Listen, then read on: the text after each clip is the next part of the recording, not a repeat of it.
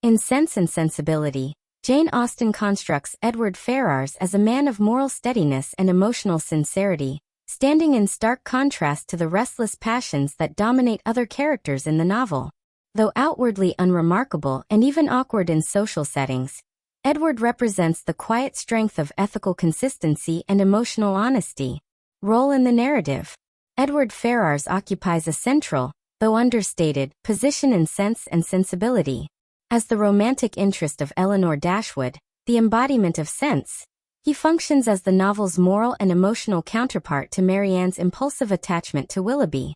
His introduction early in the story, as the brother of Fanny Dashwood and a guest at Norland, immediately sets the tone for his characterization. A man of gentle manners, modesty, and thoughtfulness. Unlike Willoughby, who dazzles Marianne with dramatic sentiment, Edward engages Elinor through quiet sympathy and shared moral understanding. Their relationship is founded not on the intoxication of passion, but on mutual respect, intellectual affinity, and emotional self-command. Throughout the novel, Edward's role evolves from that of a seemingly passive figure into one of moral fortitude. His secret engagement to Lucy Steele, formed in youthful ignorance and sustained through a rigid sense of duty, is a crucial plot element that tests both his and Elinor's constancy. While his secrecy causes Elinor prolonged pain, Austen portrays his silence not as weakness, but as the difficult consequence of integrity.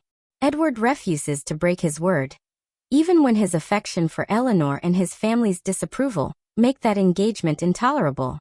His behavior thus defines him as a man governed by principle rather than self-interest, an anchor of moral sense in a world dominated by vanity, greed, and emotional excess.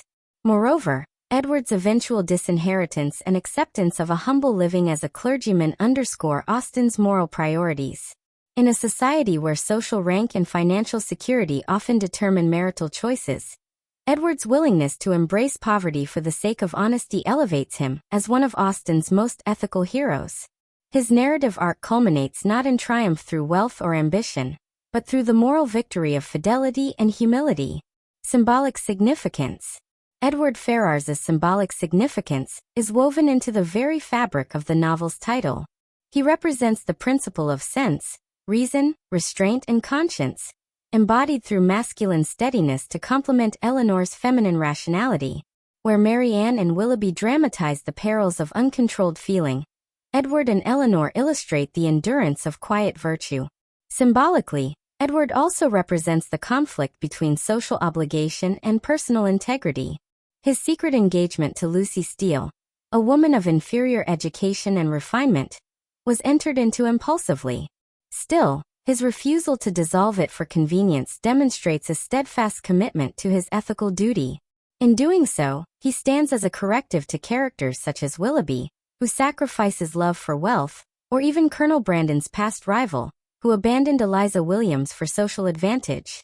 Edward's adherence to his promise, though personally costly, reflects Austen's belief that moral strength lies in consistency rather than passion. His professional aspiration further deepens his symbolic role. Edward's desire to enter the clergy, a modest, intellectual, and moral calling, aligns him with Austen's ideal of the gentleman as one who earns respect through virtue, not inheritance. This choice is not merely vocational but ideological. It signals rejection of the materialism and vanity of his mother and sister, who equate status with worth. By renouncing the mercenary values of his class, Edward becomes a moral symbol of authentic gentility, a theme Austen develops across her novels, contrasting moral worth with social pretension. Even Edward's social awkwardness serves a symbolic function.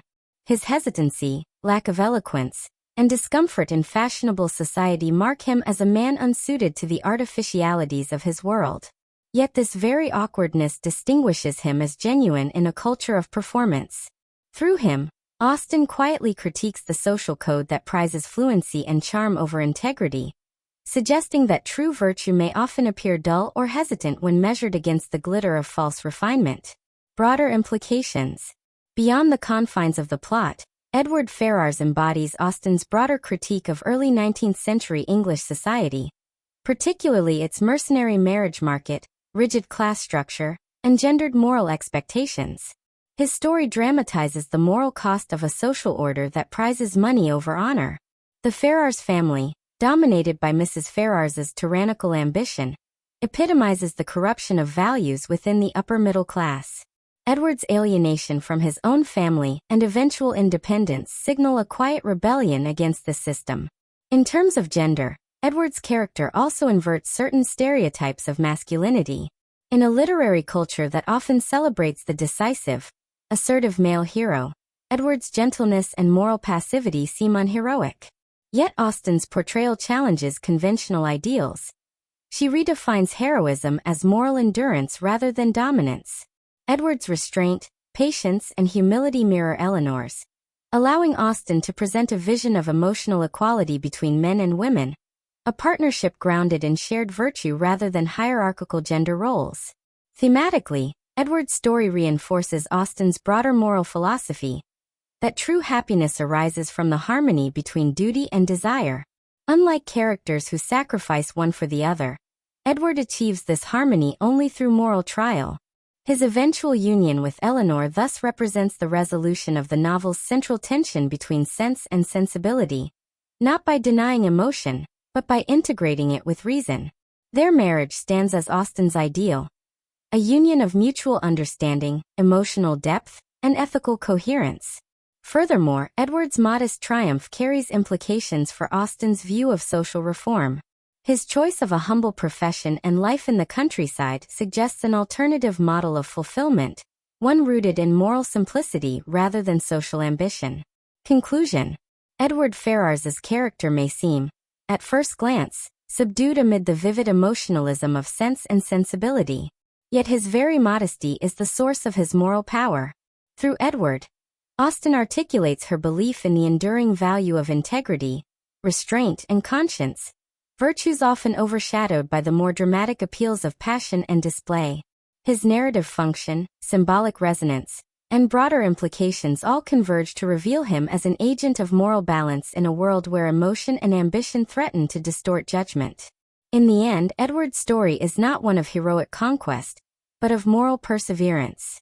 His steadfastness amid temptation and social pressure affirms Austen's conviction that true worth lies not in brilliance or fortune, but in the quiet courage to act rightly, even when the world offers easier rewards.